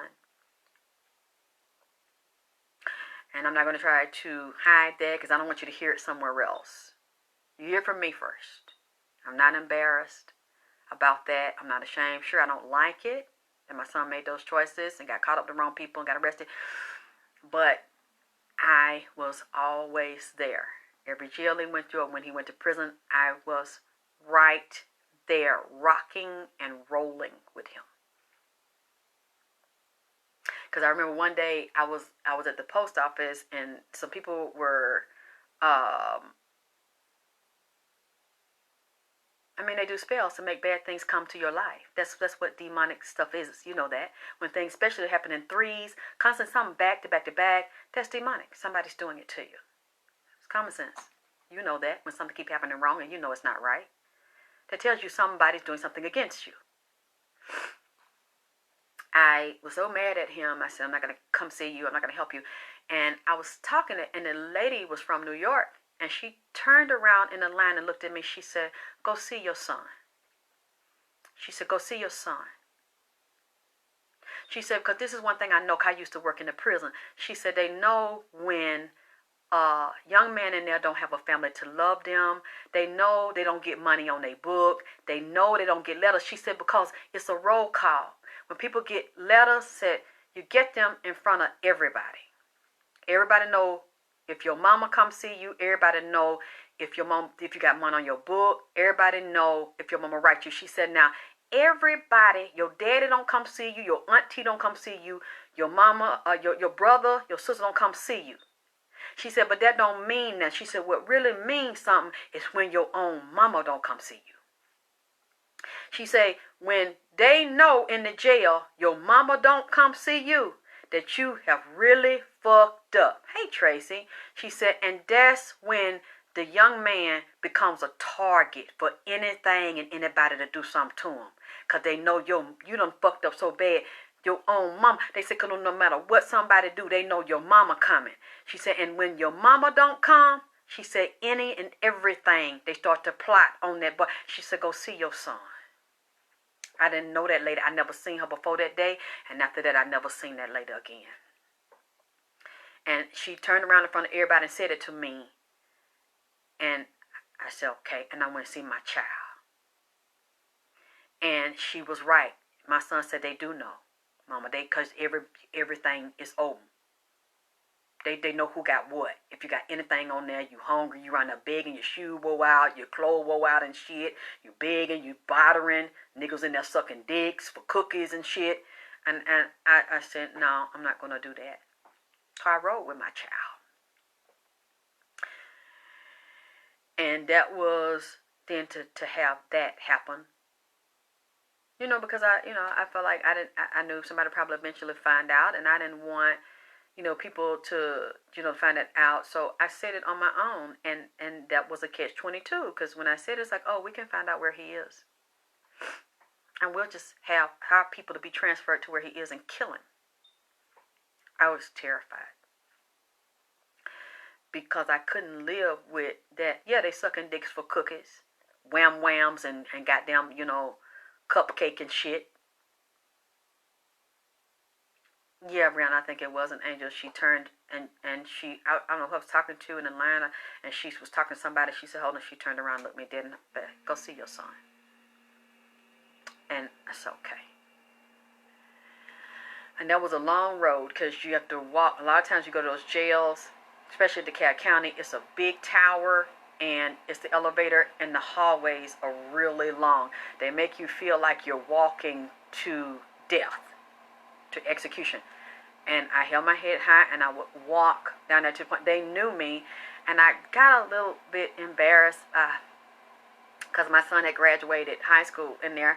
And I came, they said, come to your son's graduation. And I went, and one of the police officers turned around. He said, vagina power. I said, oh, God. I said, the man, the po-po watch, vagina power. I said, oh, Lord. I said, how you doing? I said, he said, I'm a fan. I watch your show. I said, Lord have mercy, the po-po watch it.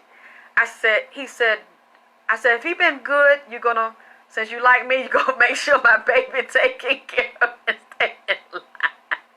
He said, I'm going to make sure that he stay in line. He said, he all right. He said, I love you. He said, I'm a fan. I watch your show. I said, oh, my God. I got to come in the goddamn jail and the goddamn po-po. No. I said, so he said, don't be embarrassed. I said, goddamn. I said, somebody like me, So I'm like, y'all watch me? He's like, yeah, I've been watching you for a long time. I'm a fan. And he said, I'm very proud of your son. He's doing a good job. And he graduated, and I got a certificate, and I brought it home with me. So, I know the newer fans don't, know about that. But the older fans knew about that and what was going on. So, and I'm just, very keeping it, real, kind of person. Y'all know me. I don't pretend to be something that I'm not. I've gone through a lot of things and had to be, yes, the COs be telling the inmates business. Because he told me there was a CO in it that's a man, but that was growing some titties. And they had it on the news a few years ago. He had gotten arrested because he was in there bringing Long John Silver's fish tick and tater tot and shit and hush puppy to one of them young boys. And the boy was sucking his dick for them goddamn tater tot and that fried, deep fried batter fish from Long John Silver. I said, wait a minute. The boy fucking for the $2.99 fish down there at Long John Silver. He said, yeah, he bringing the boy shrimps and fish with hush puppies, and he in there sucking dicks. And they found, yeah, they be bringing them young boys. The boy be good looking and fine. And a lot of them be like trannies or in transition, and they want to make them young boys, so they be bringing them boys snack cake and shit, and fish sticks and sucking dicks. Some young boy to give him some of that stiff Peter, stiff Peter. Yeah, hud puppy and deep fried batter fish with that tartar sauce on now, and some drinks.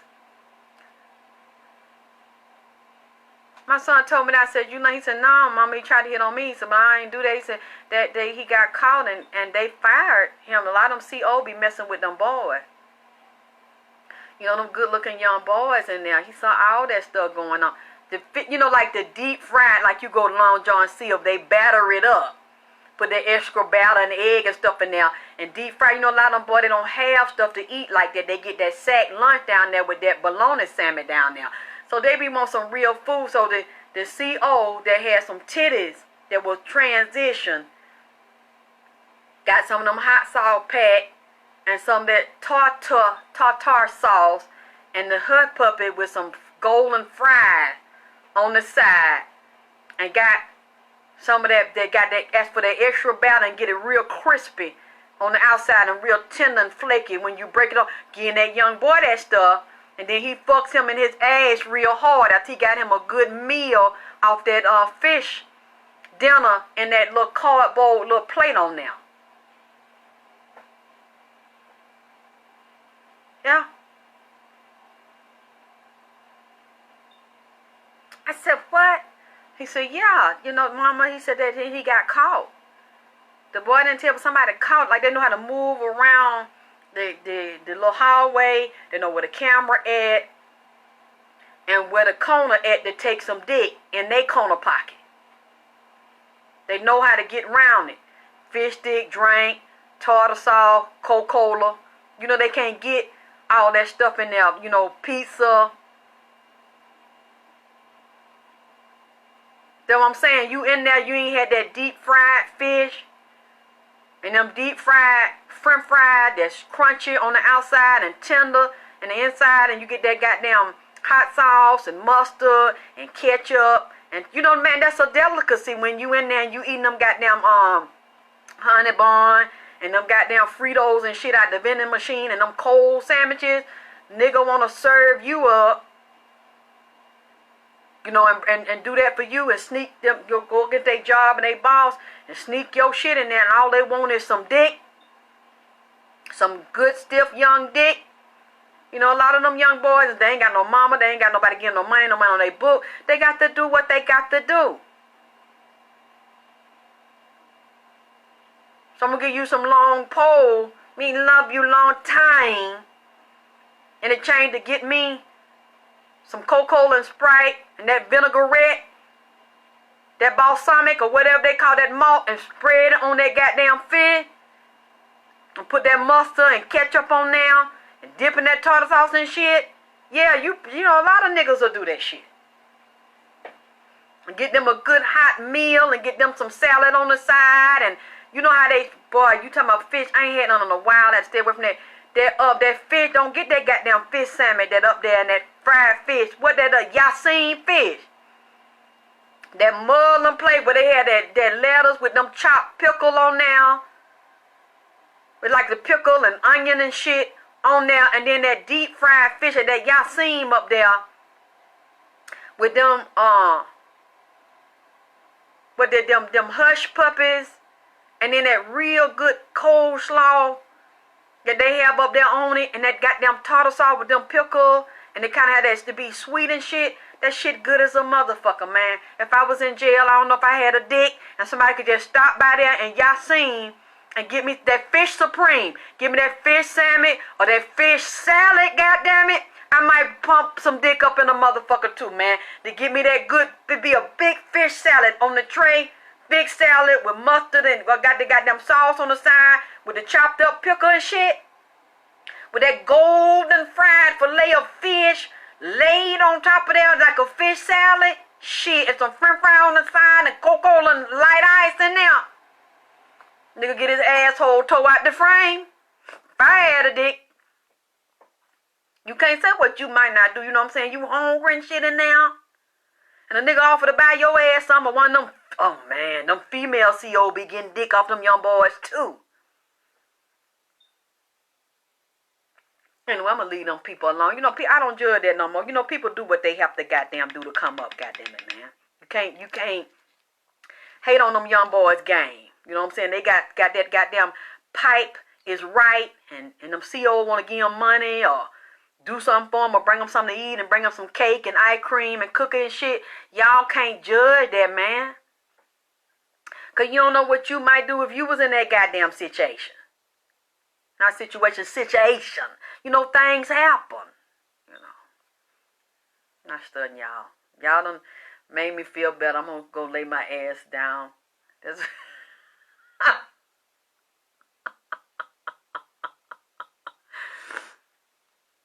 I done got it out. You know, got it off my chest. I'm going to let all this emotional stuff come up, you know, and work through it. And when we were doing the class last night and we were raising the energy, yeah, the women be fucking them boys in there. We were shifting energy. I like that fish. Like, y'all know what I'm talking about? Y'all done been to Fish Supreme and got that fish and that fish salad with that all that lettuce and chopped up tomatoes and chopped up pickle and stuff. Ooh, that fish is good. I just stopped eating fried food, but that's some good ass fish. Y'all know what I'm talking about. That ain't like that Long John Silver. That's that real fish. Just lightly breaded, and they got no thick crust, and deep fried golden brown fillets on top of some crisp, fresh lettuce with chopped up tomatoes and pickle and stuff in there, and with that sauce that go on there. Oh my God. That's some of the best fried fish I have had from the Fish Supreme. Y'all don't know what I'm talking about. Y'all ain't never had none of that fish from Fish Supreme. Ooh, that's some good ass goddamn fish. With them hush puppies, some golden brown sweet hush puppy with that onion deep fried in that batter. Oh my God. That make me want some, but you not have to stay away from it. But yeah, I have to, I don't know what the next reading, I have to see what else Nipsey has to say, but he kept saying to me, you got to clean house from within. You've been holding stuff too long. You've been holding a lot of stuff, your mother and a lot of childhood issues and little girl wounds, and people did stuff to you and said stuff to you. It's you to become stronger, to be wiser, to be better. You've got to cut yourself open and lay this stuff bare. Good girl, maybe you ain't had the right one, but the one down here, Lord, how much I love fried fish, especially if it's good. And they know how to cook that shit and season and deep fry where it's crispy and pretty and golden brown on the outside and tender and juicy on the inside with that good tartar sauce and shit. Oh, really? It's just in Atlanta? Well, I don't know. It's a Muslim restaurant, so I thought they were different. And then they said that bean pie good. That's one of the best. If I could get some fish right now, if I was just going to eat some, that's where I would go to. If I wanted some good fried fish, I would get it there. But I don't touch it. I don't eat fried stuff anymore. I don't think this is just me. I think for me to be feeling this way and very emotional and all this stuff has come up, I don't know with the horoscopes and what's going on right now with the planets. I think a lot of people need to do what I'm doing. Really go backwards and look at shit that's still hurting you, and you need to bring it up and out, and you need to address it. Go to the past and bring it right now in the present so you could clear it and then move forward. He's like, unless you can't do this. He said, plus it's very relevant to what happened to Nipsey. It's a scary thought that some of these people that I'm mentioning were around Nipsey and that are around him now exploiting his name and making money with, they're the women, they're the healers. They're the women, they're the healers. Hey, but it's like, how could do you pick and choose who you heal? I never got an apology. I never got anybody trying to come back and heal me and make it right. Well, Shauna, the only way you're going to heal it is that you, with honor and integrity, admit it. You don't have to say it publicly like I do, but I'm a public figure. And it happened to me publicly. But you need to look in the mirror and tell yourself or tell somebody that you trust to help you move through it. Because when I did the first show, retrograde is coming up, running. Okay, thank you. One of my sisters, and she was like, you know what? I watched what you said that they did to you. And she's like, you weren't screaming, you weren't cursing. She said, but I could see in your face and I could tell you were hurt about what they did to you. And I said, that's not all of it. I just want to tell some of it. I said, but now Nipsey's coming to me and tell all of it. And then when I was saying what I told y'all, it is this, and they stole my stuff, and then they threatened to kill me, and they threatened to kill my son, and I started crying, and she was just like, let it out, girl, let it out. And she was on the phone, and I'm on there, and I just started crying. It's just me, and they said, she's like, let it out.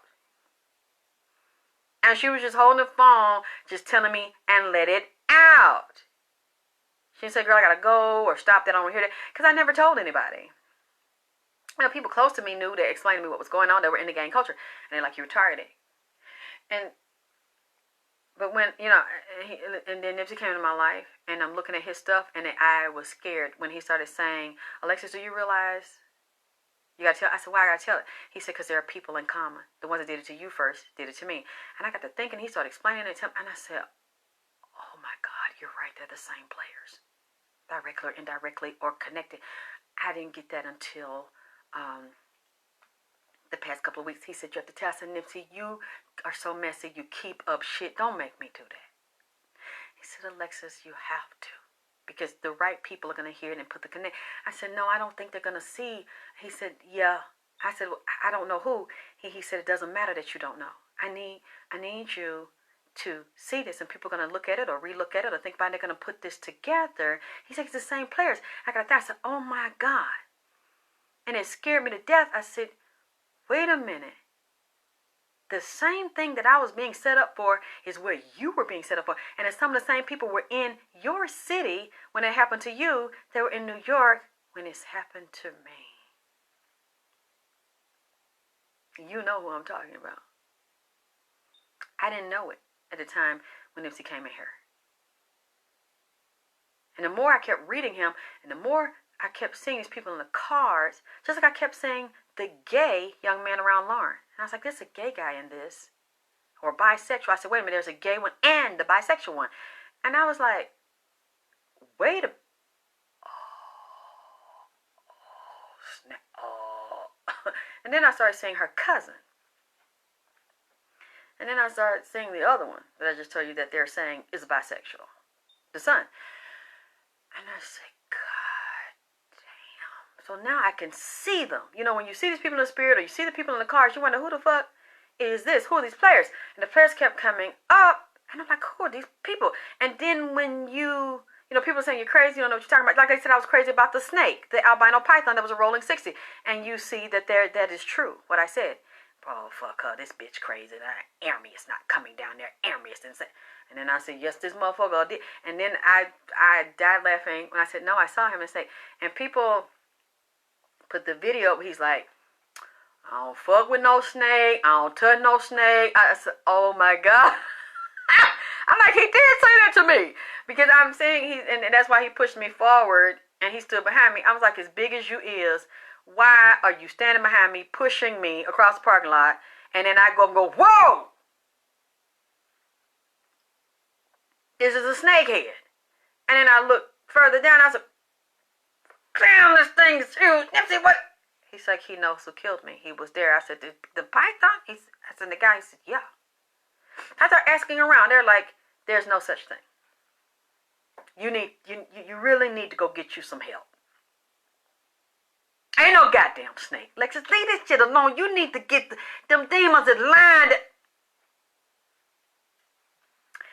And you see,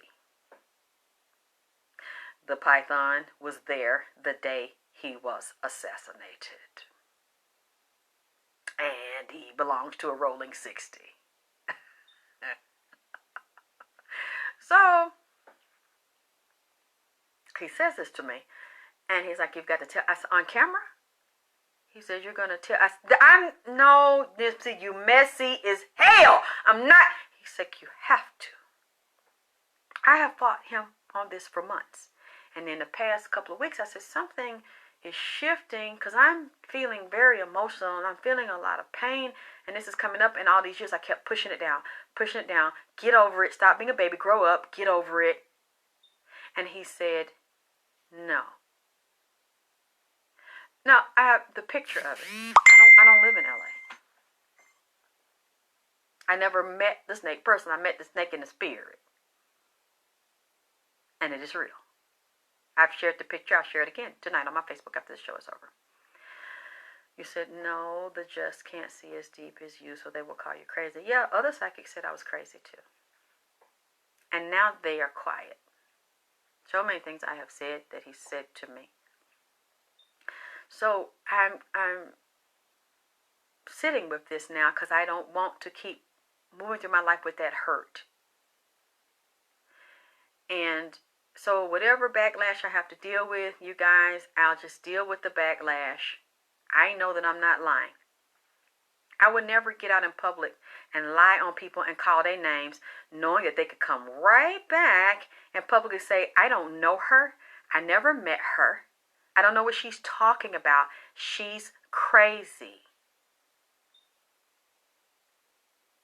And then be able to prove that you don't know. Okay, I'm saying that I know you, so prove that I don't.